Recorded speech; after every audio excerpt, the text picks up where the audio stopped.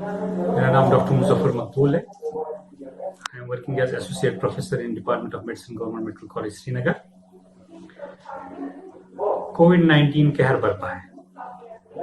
हम सब इस बात से खूब वाकिफ है कि कोविड-19 की हालत बहुत तशवीशनाक हो गई है। So it becomes very imperative हम समझ ले ये बात, क्योंकि ये this is the chunk of the population who is being managed as Covid.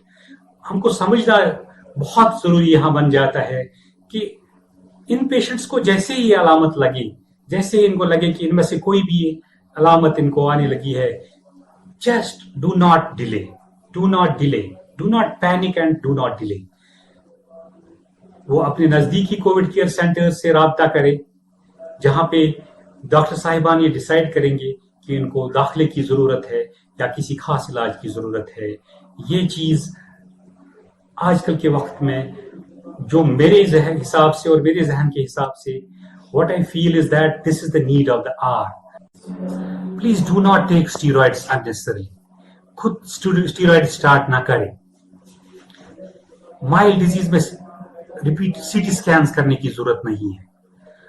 And regarding the diet of these patients, they should hydrate themselves well. अच्छा पानी पिए, रेस्ट करें, और they should take a good, healthy and a nutritious diet, we should include vegetables and fruits. जिनको ये danger science या warning science नहीं है और घरों में आइसोलेटेड है, एसिम्प्टोमेटिक है, एसिम्प्टोमेटिक के लिए मैं एक बात बता देता हूं that preferably they should isolate in a room जिसमें सेपरेट बाथरूम फैसिलिटी हो।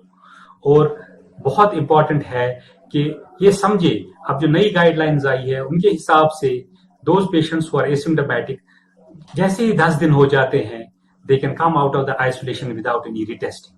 और वो पेशेंट जिनको माइल्ड सिम्टम्स है, they have to count from the day they became symptomatic, day 1 of the symptoms से आगे जाके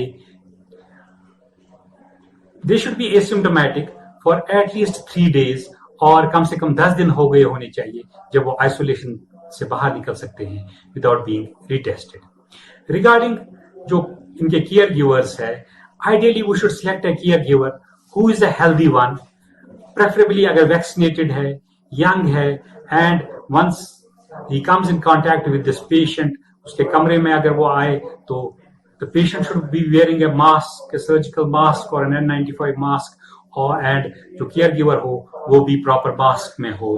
देन जो उनके जो आइटम्स है, जो disposable items and other things, उनके यूटेंसिल्स एंड उनकी जो वहां पे से जो डिस्पोजेबल्स है, they should be packed in a tightened और in a bag which should be completely closed and then disposed properly. आम तासुर लोगों में आ गया है कि कोविड के लिए special diet. I will convey my message that there is no special diet for COVID-19. जो कोई चीज खाने में आप कंफर्टेबल हो, preferably a healthy one and a balanced one, I think that diet should do. नमस्कार, मेरा नाम doctor Rahul Gupta, professor head department of chest disease hospital GMC Jammu. आज हम बात करेंगे रेमडेसिविर ड्रग के बारे में, जिसका उपयोग कोविड पेशेंट्स में मॉडरेट टू सीवियर पेशेंट्स में होता है। रेमडेसिविर एक एंटीवायरल ड्रग है जो इबोला वायरस के लिए यूज की जा चुकी है। अब हम इसका उपयोग कोविड पेशेंट्स में भी यूज कर रहे हैं। मेरी एक गुजारिश है आप लोगों से कि आप रेमडेसिविर घर पे नहीं लगाएं, ना ही इसको होल्ड करें, क्योंकि ये मॉडरेट टू सीवियर पेशेंट्स के लिए यूज होता है, माइल्ड पेशेंट्स के लिए यूज नहीं होता है, और इसके कुछ साइड इफेक्ट हैं जो मॉनिटर करना जरूरी है। तो प्लीज आप इसको हॉस्पिटल में ही लगवाइए। और मैं आपकी जानकारी के लिए ये बता दूं कि ये दवाई हमारे हॉस्पिटल्स में अवेलेबल है। दूसरी बात हम करेंगे आज सेल्फ मेडिकेशन पे।